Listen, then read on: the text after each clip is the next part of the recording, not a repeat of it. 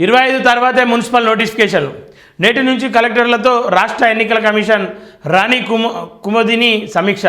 Election ఏర్పాట్లు సన్నద్ధమైతే వివరాల సేకరణ. ఎస్ఈసికి మేయర్ చైర్మన్ల రిజర్వేషన్ల కాపీ. పూర్తి స్థాయిలో అందని వార్డుల రిజర్వేషన్ల వివరాలు. ప్రభుత్వం గ్రీన్ సిగ్నల్ ఇవ్వగానే నోటిఫికేషన్ అని చెప్పి చూస్తూ ఉన్నాం. మున్సిపల్ ఎన్నికల నోటిఫికేషన్ 25వ తేదీ తర్వాత రానుందని తెలుస్తుంది. ఎన్నికల ఏర్పాట్లు, జిల్లా యంత్రాంగం సన్నద్ధ తదితర సమాచారాలపై రాష్ట్ర ఎన్నికల సంఘం కమిషన్ రాణి మంగళవారం నుంచి జిల్లా కలెక్టర్లతో సమీక్షిస్తున్నారు. ఎన్నికల సన్నద్ధత గురించి ఆరా తీయనున్నారు. ఉమ్మడి జిల్లాల వారీగా జిల్లా కలెక్టర్లతో సమావేశించనున్నారు. నేటి నుంచి ఈ నెల 23 వరకు రివ్యూలు కొనసాగుతాయి.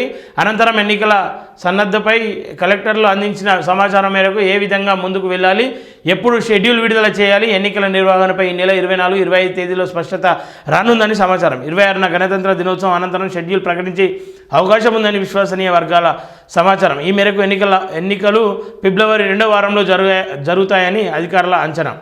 ఇక తేలని ఓటర్ల జాబితా వార్డుల వారీగా, పోలింగ్ కేంద్రాల వారీగా ప్రకటించారు. అయినప్పటికీ కొన్ని చోట్ల ఓట్ల లెక్క తేలలేదని అధికారులు గుర్తించారు.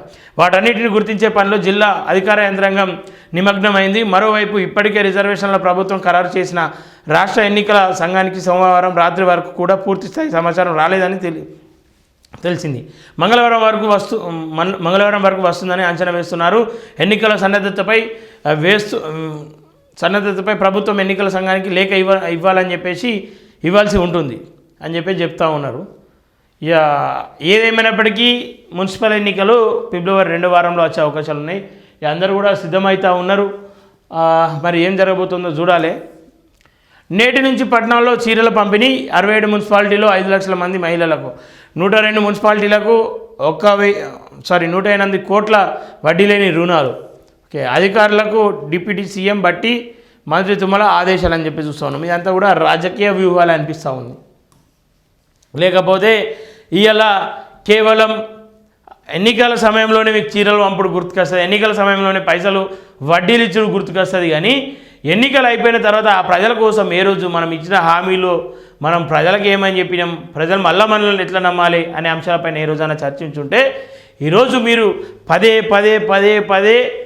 కేసీఆర్ని తిట్టాల్సిన అవసరం ఉండకపోతుండే, హరీష్ రావుని తిట్టాల్సిన అవసరం ఉండకపోతే కేటీఆర్ని తిట్టాల్సిన అవసరం రాకపోతుండే మీకు.